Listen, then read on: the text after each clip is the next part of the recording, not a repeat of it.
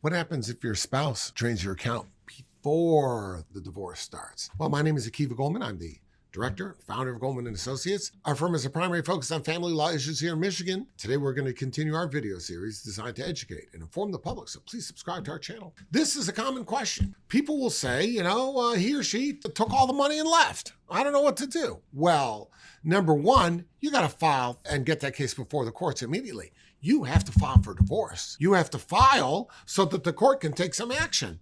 Remember one thing, if you file and say, I'm filing, and by the way, it's Tuesday, and last Friday, unbeknownst to me, she emptied out the whole account.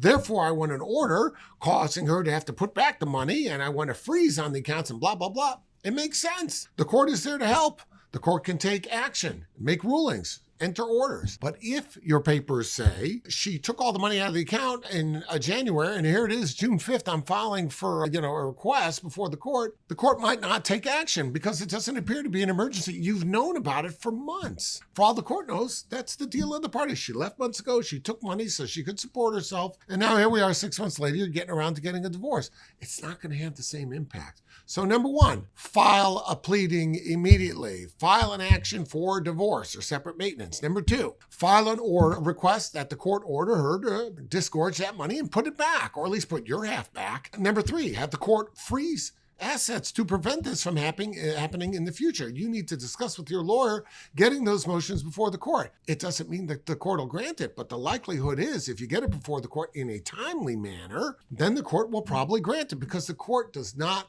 like financial games. The court doesn't like this whole thing where somebody clears out the money and impoverishes the other side. Now they can't get counsel. Now they're at a disadvantage. The court doesn't like this. And I've heard so many people call us up and they'll tell us and they'll say, I don't have any money because he took all the money. When did he take it? He took it in March. Well, it's August. Where have you been? What do you mean he took it in March? Well, I didn't have any money to get a lawyer. Well, how about now? Well, I'm still struggling. You've created a situation where the court likes to enter orders that'll have an effect. The court loves freezing assets and grabbing them and clawing them back. The court doesn't like to enter orders when the money's already gone. The money's already gone and they can't get it back. Then instead of the court putting things back to where they should be and being fair about it, it becomes punitive. The court has to punish someone.